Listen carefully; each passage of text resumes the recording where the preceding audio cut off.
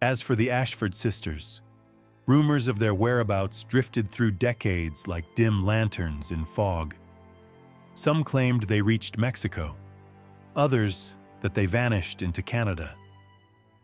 A report surfaced of 3 elderly women running a private clinic in Argentina in 1847, but no proof followed.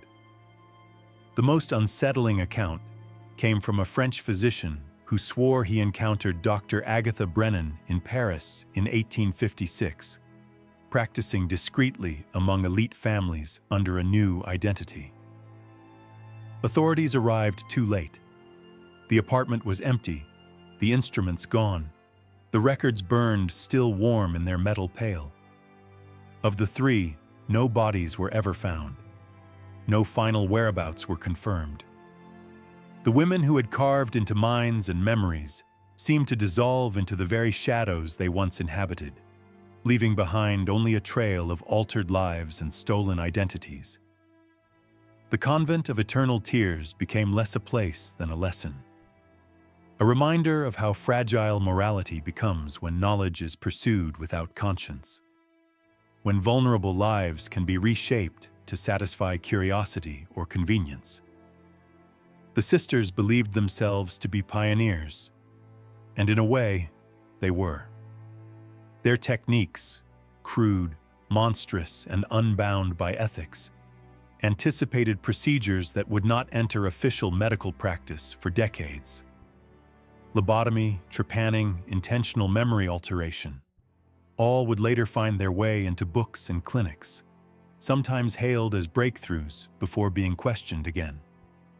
There is a darkness in human progress that history often refuses to trace. The case forced Americans to confront uncomfortable truths about their past. That isolation breeds impunity. That prejudice renders some lives more acceptable to sacrifice than others. That institutions will sometimes choose silence over accountability. Officials sealed the archives because they feared what the nation might think if the story spread. They feared erosion of trust. They feared what it revealed about a society willing to overlook screams as long as its reputation stayed polished. In the end, only fragments survived to tell the full story. Sarah's memoir, the confiscated documents, scattered letters in foreign archives, the testimonies of a handful of women whose lives had been quietly dismantled and reconstructed. Together they formed a puzzle that, once assembled, left behind a portrait almost too bleak to touch. But the question that lingers, one that cannot be easily filed away, is whether such horrors truly disappeared with the Ashford Sisters, or whether they simply changed their names, their methods, their instruments. Could something like this happen again, wrapped in the vocabulary of progress? Could experiments on the vulnerable slip unnoticed beneath the polished veneer of scientific advancement? History offers no comfort, only warning. If this chapter of America's past unsettles you, you are not alone. Darkness thrives where questions go unasked, and where silence becomes a shield. And the records from the convent suggest that the line between healing and harm, between curiosity and cruelty, is finer than we wish to believe. In the next story, we'll step deeper into the forgotten corners of America's past, where shadows persist, and where truth must sometimes be pried loose from the grip of time itself. Most of those archives remained sealed for more than a century.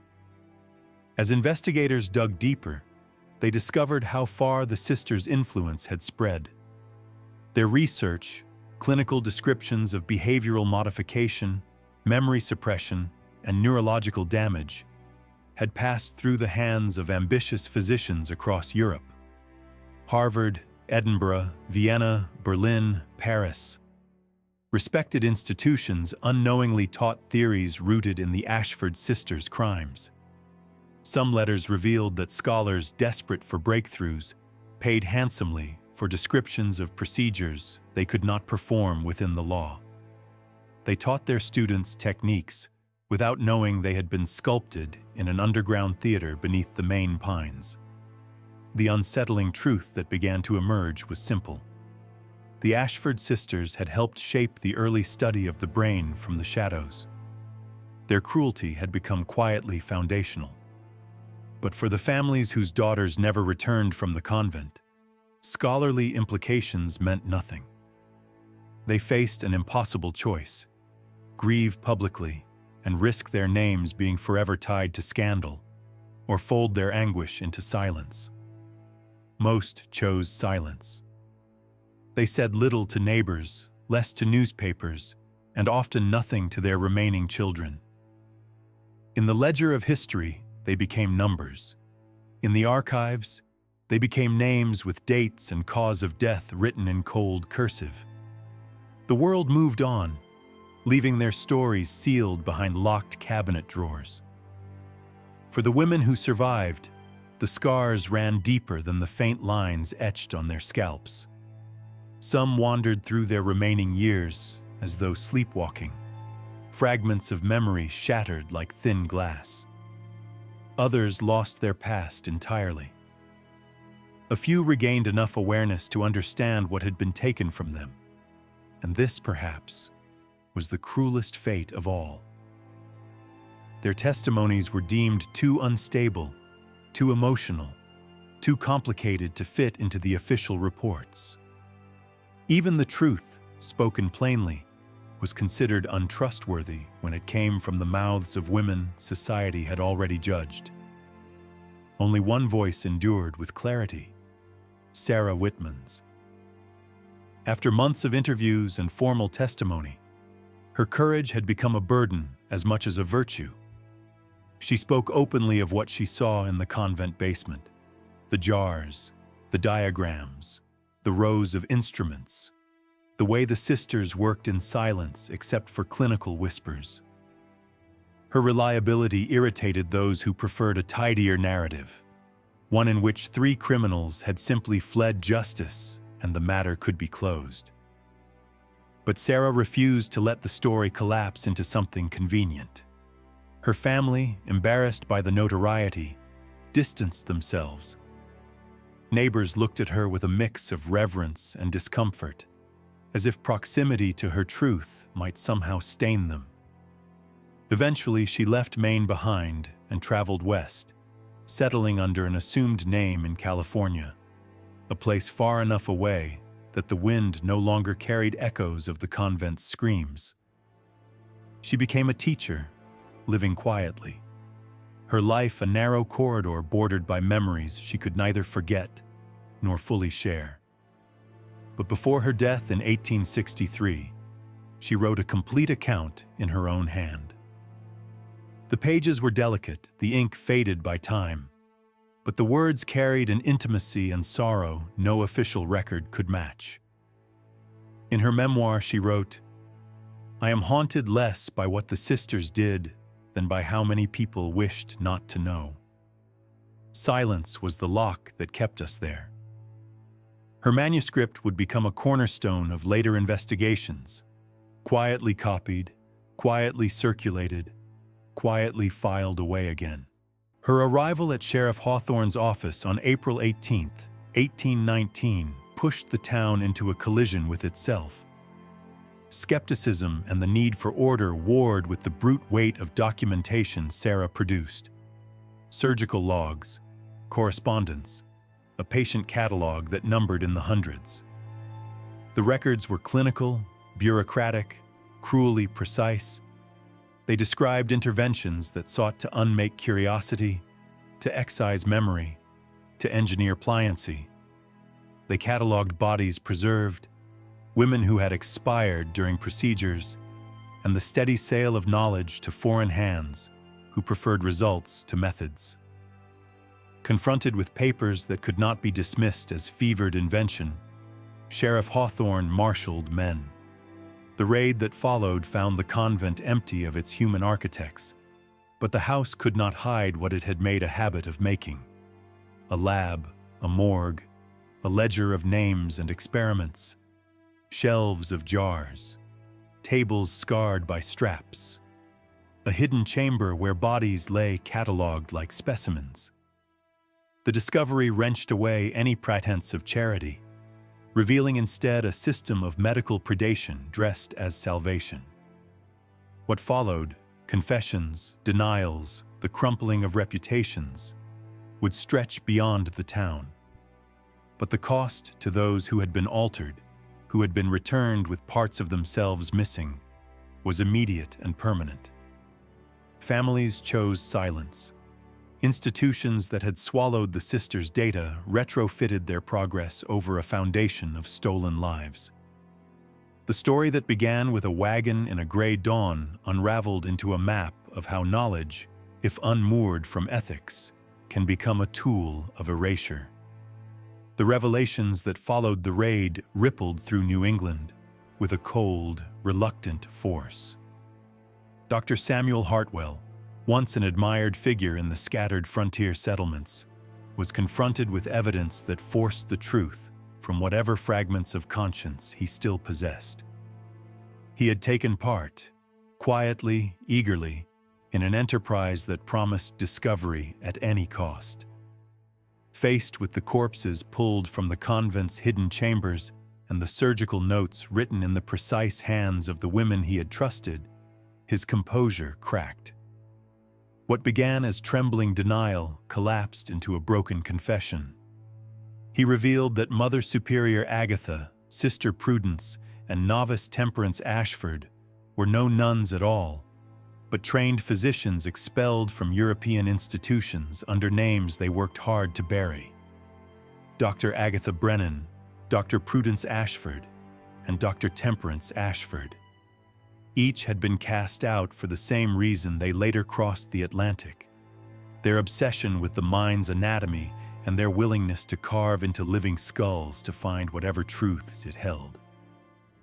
They had fled Europe with forged identities and a plan to rebuild their forbidden work in a place remote enough, unregulated enough, that no one would question their authority. They chose Maine for its silence. They chose a convent because it offered a shield of sanctity. And they chose women as subjects because society had already declared them unfit to choose for themselves. In that darkness of prejudice and isolation, the sisters found the perfect conditions for their clandestine laboratory. The investigation that followed stretched from Millbridge to Boston, then farther still. Federal marshals scoured shipping manifests and bank records. They traced money flowing quietly through accounts in Canada, ports in Mexico, scattered European cities. For years, the sisters had siphoned funds from wealthy families, desperate to discipline daughters who dared to think or love or speak. They had amassed a fortune, more than $50,000, a staggering sum, hidden away under false names. Every clue pointed to an escape prepared long before Sarah Whitman fled into the forest with her pockets full of evidence. The townspeople of Millbridge, once so proud of their European nuns, stared now at the burned-out skeleton of the convent with a mixture of shame and dread. It was the townspeople themselves who set the blaze. No tribunal ordered it. No church commanded it. But as news spread of preserved bodies found floating in jars, of women carved open in the name of research, of the meticulous notes that turned human suffering into diagrams, no one wished to see the building standing another dawn. Flames consumed what stone could not hide. And yet, even as the roof collapsed and the walls cracked open, the true remnants of the convent, the papers, the specimens, the sick precision of the records, had already been gathered by authorities and carried into secret archives. Local mothers began to notice threads that could not be explained away. Some women never returned. Families who inquired were told their daughters had dedicated themselves to permanent vows of seclusion or had embraced silence and relinquished worldly ties. Visits were refused. Doors were closed. But whispers among quiet households revealed another truth: names that vanished. promises of piety that were radio silent. Martha Goodwin, whose daughter Rebecca had been altered, began to ask questions and to gather answers like a slow, patient spider. She discovered a ledger in which names were annotated with unambiguous clinical detail. She learned of research volunteers, destitute women fed and sheltered in exchange for participation in experimental regimens. Prostitution, poverty, and isolation furnished a steady supply of subjects. The convent's charitable mask hid, beneath its folds, a market in human alteration. By 1815, the sisters claimed to have processed hundreds of women. Statistical tables in their private files claimed success rates that, measured by the sisters' criteria, the elimination of objectionable traits, were high. The sisters' definition of success, however, was not recovery. It was conversion of the person to a predefined docile state. Failure meant death. Those gone were preserved and studied. Bodies were kept in chemicals for comparison and for further dissection when the need for data outweighed any semblance of reverence. The operation expanded with chilling confidence. Private commissions arrived. A mother would request that a daughter's curiosity be dulled, an inheritance's threat neutralized by the removal of desire. Wealth paid for precisely tailored modifications. The sisters developed techniques for special requests, measured interventions corresponding to requested behavioral outcomes. The society that feared scandal was content to corral trouble into a laboratory and call it medicine. It was into this machine that Sarah Whitman was cast. Unlike the broken or the beaten, Sarah arrived with a stubbornness that refused the tidy bargains the sisters offered. Her crime, in the language of her family, was simple. She bore a child out of wedlock and refused to betray the father. Her refusal made her an embarrassment to merchant relatives in Boston who equated honor with appearances. They arranged for her transfer to the convent and the promise of correction. Sarah came with a mind sharpened by uncommon education. She had read medical texts and had been tutored in things that gave words to the aches she observed. She saw the signs others had not: vacant eyes, halting speech, the slow erosion of memory, the pattern of precise scars on scalp and skull. From the first week, the sisters measured her with care. Calipers, probing questions, observations that read like mapping a mind for later excavation. They applied the usual regimen of conditioning. They confined her. They broke her sleep. They turned hunger into a weapon and shame into a mechanism of control. Temperance's methods were relentless, a catalog of small cruelties designed to dissolve resistance. But Sarah, for reasons that would soon become clear, refused to become an inventory item.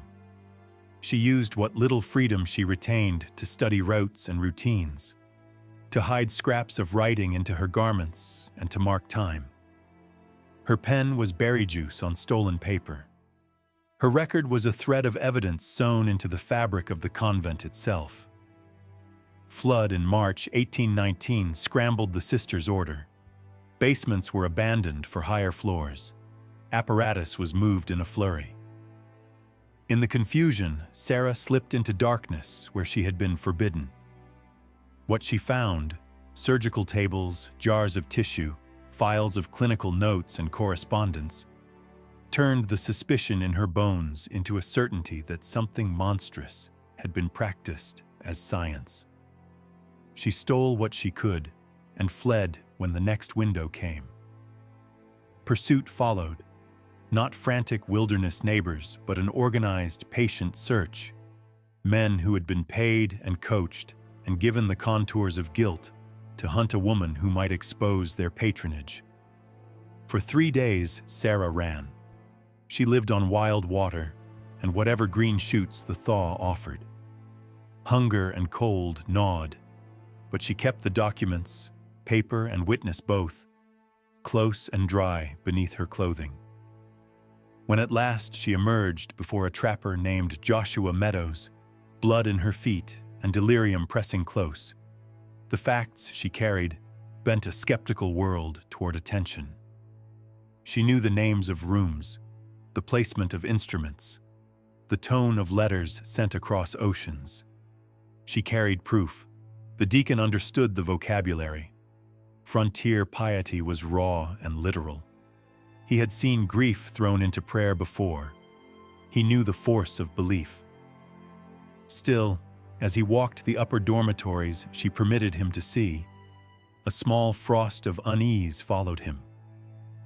The women moved too quietly, their motions threaded with a practiced stillness that suggested habit more than will. Their eyes slid past him, focused on something other than the room. Where he tried to meet a face, he met only an absence tuned to ritual. And there was a scent in the air, no merely medicinal aroma, but beneath it a tang that recalled battlefields and makeshift military hospitals, places where suffering lingered like a second shadow. Morrison left reassured in public, troubled in private. The sisters tightened precautions afterward, as if a gusty suspicion required bolstering with bolts and secret-keeping. The nightly screams that had wrenched Thomas's marrow ceased, replaced by an unnatural hush that felt worse somehow. A recorded silence, as if the house had learned to muffle its own sins. Families still paid for reformation.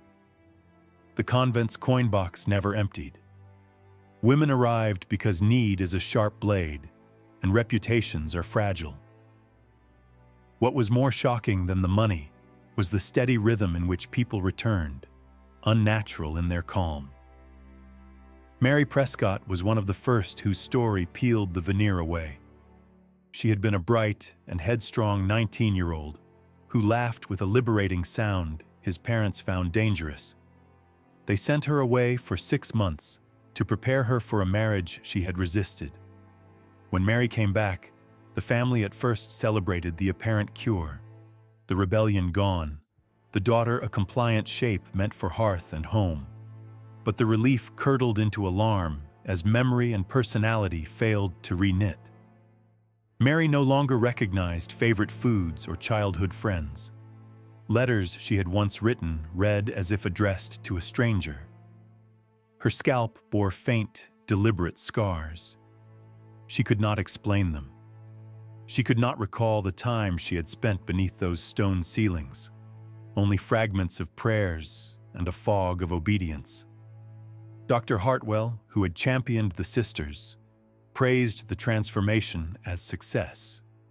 He called it treatment, a remedy applied to a dangerous malady. He was not alone in applauding results measured by the disappearance of inconvenient traits.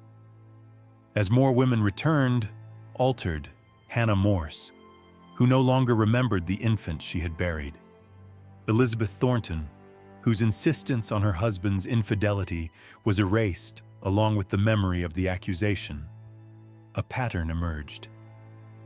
The women's voices had been quieted, not by repentance alone, but by a systematic erasure of parts of themselves. Scars on their scalps, lapses in memory, diminished speech and reasoning.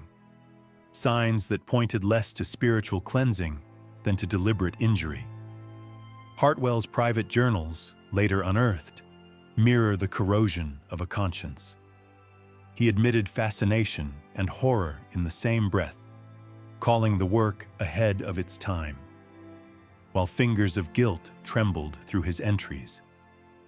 The sisters' case files filled with clinical prose, pre-operative personality notes tallying traits like inventory, surgical logs detailing access points to cranial regions, post-operative observations cataloging the behavioral changes like experimental results.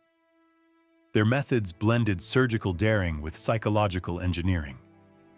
Sister Prudence learned to map sections of the skull to specific temperaments. Novice Temperance refined techniques of conditioning. sleep deprivation, controlled diet, sensory assault, and reward, all married to carefully timed cranial intervention. The convent's networks widened. Packages arrived from Europe, surgical texts, instruments, obscure chemicals, and correspondence flowed back in tidy scripts. An international appetite for their data took shape. Universities and physicians who lacked the stomach for such hands-on barbarity nonetheless purchased findings that answered pressing questions about brain and behavior. The sisters were meticulous, measured skull dimensions, anatomical sketches, jars of preserved tissue, each labeled with a name, a date, an observation. They sold knowledge like mercantile goods, sending parcel after parcel to men whose reputations rested in lecture halls and bound volumes. In his private journal, he praised their insight as years ahead of local practice. But in a conversation sealed from public eyes, he negotiated payments and access, referrals in exchange for supplies, and more temptingly, for the sisters' detailed case studies. For a doctor trying to secure his reputation, the arrangement promised advancement and access to unique material. The moral calculus was easy to muddle when the prize was knowledge. Word of the convent's miracles moved faster than winter. Families, anxious to correct daughters who resisted the small, prescribed shapes of acceptable behavior, unmarried mothers, outspoken wives, girls who loved books more than suitors, traveled from as far away as Boston. The sisters charged steeply, and the price was paid without too many questions. To preserve family honor, to erase scandal, was a currency in itself. The first hint of the house's true nature came on a bitter February night in 1803. Thomas Brewster, a young trapper, tracked a wounded deer through snow that muffled sound and sharpened attention. He knew these woods. He knew the crack of ice on a branch, the low wind through the pines, the vocal ache of a distant coyote. What reached him instead was entirely wrong. Agony that rose and fell like a wave, raw screams that sounded human and inhuman at once. They were not animal calls. They were human screams bent into a rhythm of procedure. Curiosity and dread pulled him toward the convent. It sat dark and implacable under the moonless sky, but from a rear window in the basement, a faint glow answered the snow. Thomas circled, heart thudding. The sounds grew. Clinks of metal, hushed frantic speech, a thin metallic ring of instruments. He climbed to a partially frosted window and looked down into a scene that imprinted itself on him with the clarity of nightmare. Below, the basement had been transformed into a kind of operating theater. Oil lamps and candles threw a wavering light across stone. A woman lay secured to an oak table, leather straps binding her limbs. Her head was cradled in an apparatus that arrested movement, a device less like medical comfort than a restraint. Sister Prudence worked with the long, clinical patience of a surgeon, manipulating a thin metal rod. The woman's scalp was shaved in parts, inked lines crossing pale skin. There was an opening in the skull, and beyond it, the dull-faced gleam of bone, and something softer and darker beneath. Brain tissue. The scream staggered Thomas to his knees. Above the suffering, Mother Superior Agatha stood with a notebook, pen poised, recording as if annotating a textbook. Novice Temperance moved like an efficient assistant, offering instruments with unruffled hands. The patient's howls cut the air.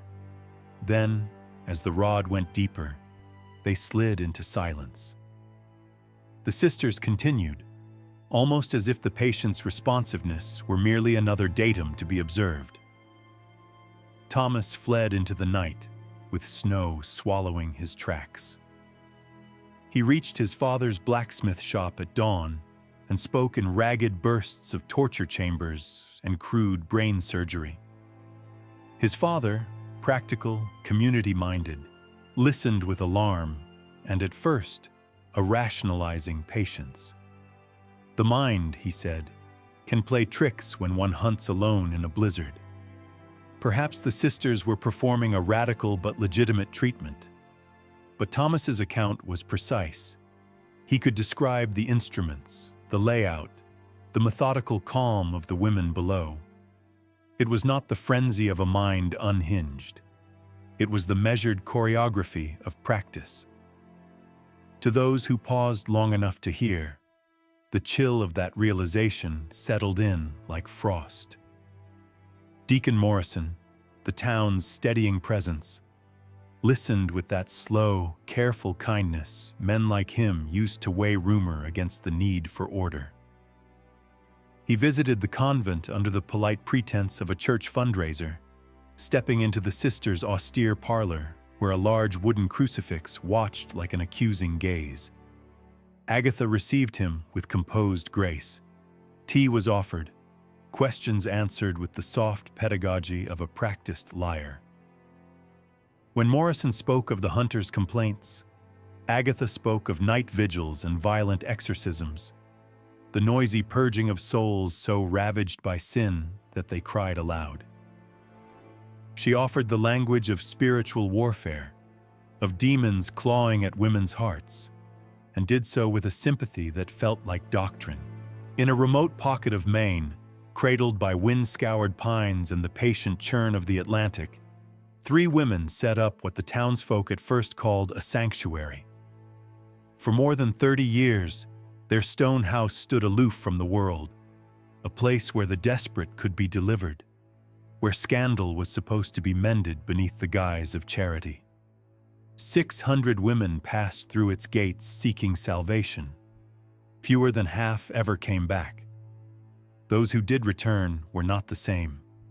They moved like ghosts with rehearsed gestures and empty eyes. Their families learned to lower their voices and fold away memories that no respectable society could hold. The official archives of the state held one testimony so unsettling that authorities locked it away for a century. Its pages smelled of damp paper and something colder, as if the ink itself remembered the screams. Tonight, we walk those corridors of memory and try to see what long hours of secrecy tried to hide behind the convent's thick walls. This is not a tale of fanaticism or witchcraft. There are no seething sects or bargains with dark forces. What animates the story is quieter and infinitely more terrifying. The measured hunger for knowledge, pursued as if information were a sea in which any sacrifice could be justified. It wore the robes of Christian charity and spoke in the accents of learned women. At the turn of the 19th century, Maine was still wilderness, legally part of Massachusetts, practically a tangle of timber and tide. Millbridge was a coastal town of a few hundred souls, a trading post where fishermen and lumbermen traded in blunt honesty. 15 miles inland, beyond trails kept by memory more than by map, a parcel of forested land lay patiently awaiting its fate. The Ashford women arrived on a gray October morning in 1798. Their wagon bore crates and linens, medical paraphernalia, and a kind of quiet confidence that unsettled the townspeople. Mother Superior Agatha Ashford descended with the calm of someone born into salons and estates rather than bogs and lumber camps. Silver threaded through her hair. Her gray eyes catalogued the scene with the same precision one might use to appraise a rare instrument. She spoke with the cultured cadence of English education and carried herself like authority incarnate. Sister Prudence Ashford was all hands and economy of motion. Tall, spare, a face that suggested a life of precise work. Her movements were those of a practitioner whose hands had been trained to steady and to measure. She spoke less than Agatha, and when she did, her voice carried a clipped Scottish inflection that introduced itself like cold air. Novice Temperance Ashford was youth shaped into something almost institutional. A striking face, raven hair, a smile that never quite reached the eyes. People felt an instinctive unease around her, the way a dog might at the footstep of someone who has studied more than one life. They said they were Anglican nuns fleeing persecution. They produced letters and certificates, elegant, official, persuasive. The Protestant families of Millbridge, eager for the civilizing touch of education and faith, welcomed them. With inexhaustible-looking coin, the sisters bought nearly 200 acres from a widow struggling with debts. The price, 3 times the land's assessed value, raised whispers but bought cooperation and silence. They set the town to work. Carpenters and masons, men with calloused hands and practical sense, built a house that was not a house in any ordinary way. 3 stories of gray stone rose out of the clearing, walls thick enough to swallow sound. Windows were small and set high so that no casual eye could peer in. The basement, the workers said, went deeper than usual, its foundations reinforced and its chambers laid out with a care that suggested purposes beyond storage. When asked, Agatha spoke with the easy serenity of ritual. Penitence requires solitude. Solitude requires containment. Their convent, she said, followed European models where the afflicted were removed from worldly distraction to be cleansed. The men nodded, even as some older hands wondered why a house of God needed the look of a fortress. The sisters supervised every nail and hinge. They demanded reinforced doors with heavy locks, drainage built to handle great volumes, ventilation shafts more appropriate to a laboratory than a chapel. Their explanations invoked experience and tradition. Their manner invited trust. Dr. Samuel Hartwell, the circuit physician whose rounds stitched together remote settlements, became one of their earliest champions.